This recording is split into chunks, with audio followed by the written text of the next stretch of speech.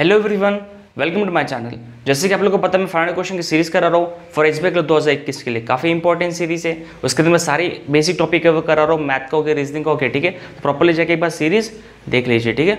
आज मैंने एक टॉपिक लिया है नंबर सीरीज, काफ़ी इंपॉर्टेंट टॉपिक है मैथ का। इसका मैथ के अंदर जो इसका लेवल है मिनिमम 5 मार्क्स टू 10 मार्क्स का इसका मिनिमम वेटेज एग्जाम के अंदर रहता है, ठीक है। तो प्रॉपर्ली ध्यान दीजिए कैसे मैं कर रहा हूँ, ठीक है। काफ़ी ईजी रहता है, बस थोड़े बहुत ट्रिक्स आप लोगों को पता चल जाए ना, तो आप लोग ये विद इन 10 सेकंड 20 सेकंड्स के अंदर क्वेश्चंस कर करके अगले क्वेश्चन की तरफ बढ़ोगे, ठीक है।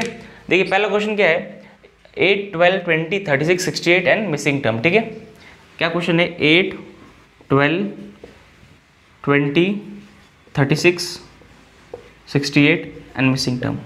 देखिए जो सीरीज दिख रही है आप लोग को, वो सीरीज जो है इंक्रीजिंग ऑर्डर में बढ़ रही है प्लस स्मूथली वे में रन हो रही है। अगर सीरीज इंक्रीजिंग ऑर्डर में बढ़ रही है प्लस स्मूथली वे रन हो रही है तो इसका आंसर जो है 90% चांसेस है इसका आंसर जो है डिफरेंस से निकलेगा, ठीक है।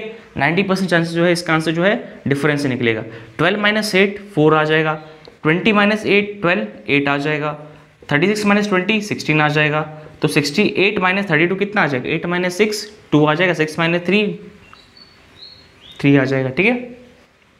अभी देखिए आप लोगों को समझ में आ रहा है, 4, 8, 16, 22, 4 का डबल 8, 8 का डबल 16, 16 का डबल 32, 32 का डबल 64, तो 32 का डबल कितना 64 होता है। अगर 64 में मैं अगर 68 ऐड करूँ तो 8 + 4 12 आ जाएगा, 1 कैरी हो जाएगा, 6 + 6 12, 12 + 1 13, तो 1 3 2 आ जाएगा इसका आंसर।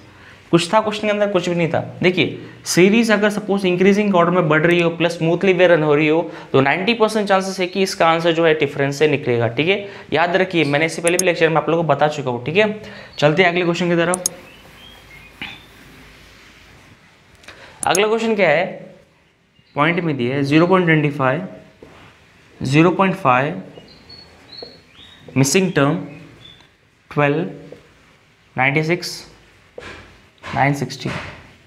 देखिए यहाँ तक मुझे कुछ समझ में नहीं आया कि 0.25 का 0.5 या फिर मिसिंग टर्म है या फिर 12 96 है, पर मुझे ये समझ में आ रहा है 96 को मैं अगर 10 से मल्टीप्लाई करूँ तो मुझे 960 मिलता है कि नहीं। 96 को मैं अगर सपोज 960 से मल्टीप्लाई करूँ तो मुझे 960 मिलता है। 12 को मैं अगर सपोज 8 से मल्टीप्लाई करूँ तो मुझे 96 मिलता है। अगर आप लोग को 12 का टेबल भी नहीं आना चाहिए, देखिए मैं आपको पहले भी लेक्चर में बता चुका हूँ, 40 तक टेबल्स लर्न करके रखिए, 30 तक क्यूब रूट लर्न करके रखिए, 40 तक स्क्वायर रूट लर्न करके रखिए, तभी आप लोग का जो है मैथ के अंदर जो है स्पीड अच्छी होगी, ठीक है। 12 को मैं 8 से मल्टीप्लाई करूँ तो कितना मिलता है, 96 मिलता है। देखिए यहाँ मैंने 10 से मल्टीप्लाई किया, यहाँ मैंने 8 से मल्टीप्लाई किया। यहाँ जो भी नंबर होगा वो किससे मल्टीप्लाई करेगा, 6 से मल्टीप्लाई करेगा, और ये वाला जो नंबर होगा वो 4 से मल्टीप्लाई करेगा, और ये वाला नंबर जो है 2 से मल्टीप्लाई करेगा। अगर ये पैटर्न फॉलो हो रहा है तो ठीक है।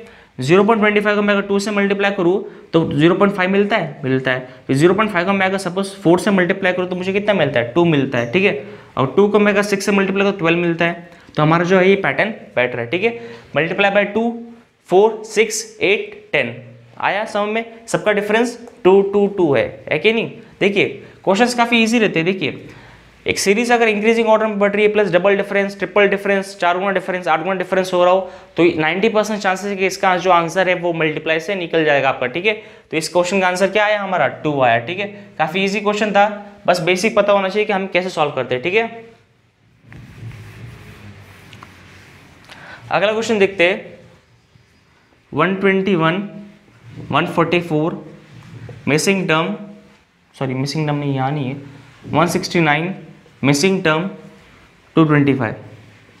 काफ़ी इजी क्वेश्चन है। मैं तो बोली क्वेश्चन को देखते ही आप लोगों को सॉल्व होना चाहिए, क्योंकि ये क्वेश्चन डायरेक्ट स्क्वायर रूट या फिर क्यूब रूट बेस पे दिया हुआ है। देखिए 121 जो है ये 11 का स्क्वायर है, ये 12 का स्क्वायर है, ये 13 का स्क्वायर है, तो अगला वाला जो होगा वो 14 का स्क्वायर होगा। 14 का स्क्वायर क्या है, 196, तो यहाँ पर क्या आ जाएगा 196।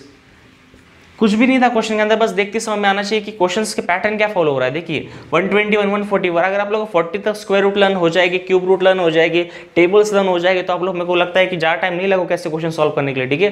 10 सेकंड 20 सेकंड के अंदर ऐसे क्वेश्चन सॉल्व हो ही जाते हैं, ठीक है। और आप लोग को अगर स्पीड एंड एक्यूरेसी चाहिए हो तभी आप लोग डेली क्वेश्चन, जो मैं अगर क्वेश्चन करा रहा हूँ आप घर पे जाकर प्रैक्टिस करोगे तभी आप लोग क्वेश्चन जो है स्पीड बढ़ेगी और एक्यूरेसी भी अच्छी हो जाएगी आपकी। अगला क्वेश्चन क्या है, 1331, 1728, 2197, मिसिंग टर्म एंड 3375 है कि नहीं, 3375 यही दिया क्वेश्चन के अंदर। ये क्वेश्चन भी square root cube root base पे ही है।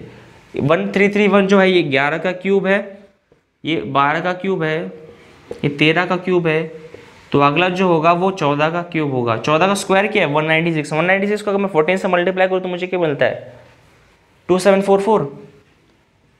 2744। तो इस क्वेश्चन का आंसर क्या मिला हमें 2744। कुछ भी नहीं था क्वेश्चन के अंदर, बस हमें बेसिक पता होना चाहिए कैसे करते हैं। ठीक है, देखिए मेरा मानना ऐसा है कि देखिए स्क्वायर रूट तो हर किसी को लर्न हो जा रहे हैं, अभी 20-30 तक सबको आते हैं, पर मेरा मानना क्या है आप लोग का 50 तक 60 तक स्क्वायर रूट लर्न करके रखो तो आप लोग का जो है लेवल बाकी लोगों से बच्चों से अलग रहेगा। ठीक है, और प्लस कैसा रहता है अगर आप लोग क्यूब रूट भी लर्न करके रखो तो आप लोग कभी क्वेश्चन क्या आ रहे हैं आजकल क्यूब रूट बेस पे आ रहे हैं, अभी स्क्वायर रूट का भी क्वेश्चन नहीं आते अपन क्यूब रूट बेस पे क्वेश्चन आते हैं। ठीक है, लेकिन ये डायरेक्ट वे में दिखाया मैंने आप लोग को, इनडायरेक्ट वे में भी आते हैं कि सपोज 11 का क्यूब प्लस 3, 11 का क्यूब प्लस 4, 11 क्यूब प्लस 5, ऐसे क्वेश्चन आते हैं। ठीक है, तो आप लोग को एटलीस्ट इतना पता होना चाहिए कि क्यूब रूट या फिर स्क्वायर रूट कैसे फाइंड करते हैं या फिर हम लोग को कैसे लर्न करना है। ठीक है, इतना बेसिक आप लोग लर्न करके रखिए, डेली एटलीस्ट प्रैक्टिस तो करिए। एटलीस्ट जैसे आप लोग मॉक टेस्ट देने बैठ रहे हो तो उससे पहले 30-40 का स्क्वायर रूट लिख के रखिए, 40 तक क्वेश्चंस लिख के रखिए, टेबल्स लिख के रखिए, ताकि आप लोग को डेली रिमेंबर हो कि हम लोग हाँ ये याद होना चाहिए। ठीक है, चलते हैं अगली क्वेश्चन की तरफ। 147 मिसिंग टर्म 103 84 67 52 यही क्वेश्चन दिया है। देखिए क्वेश्चन देख के आपको समझ में आ रहा है, मैंने आपको थोड़ी देर पहले बताया था कि कुछ क्वेश्चंस ऐसे आ रहे हैं क्यूब रूट स्क्वायर रूट के कि कुछ प्लस माइनस के दिख रहे, तो वही यही क्वेश्चन है ऐसा। मैं आपको बता देखिए अभी सपोज मैं बोलूँ 12 का जो स्क्वायर है वो कितना है 144 है, 12 का स्क्वायर जो है 144 है। 144 में मैं अगर सपोज 3 ऐड करूंगा तो मुझे क्या मिलता है 147 मिलता है कि नहीं मिलता है। ठीक है, अभी यहाँ मिसिंग टर्म है, ये 10 का सपोज गेस करते हो तो यहाँ पर 8 का आना चाहिए, ये 10 का दिख रहा है मुझे। ठीक है, और 10 का स्क्वायर जो है कितना है 100 है, 100 में अगर 3 प्लस करो तो कितना मिलता है 103 मिलता है। सपोज मैं अगर 9 का स्क्वायर पूछूँ, 9 का स्क्वायर क्या 81। ठीक है, 9 का स्क्वायर क्या होता है 81 में अगर मैं 3 ऐड करूँ तो मुझे 84 मिलता है। तो हमारा जो है पैटर्न फॉलो कर रहा है। ठीक है, 12 का स्क्वायर प्लस 3, 10 का स्क्वायर प्लस 3, 9 का स्क्वायर प्लस 3, तो यहाँ क्या आएगा 8 का स्क्वायर प्लस 3, 7 का स्क्वायर प्लस 3, तो यहाँ पर क्या आएगा 11 का स्क्वायर। तो 11 का स्क्वायर क्या होता है 11 का स्क्वायर होता है 121 में अगर मैं 3 ऐड करूँ तो मुझे कितना मिलता है 144, सॉरी 120 कितना मिलता है 124। इस क्वेश्चन का आंसर क्या मिला 124।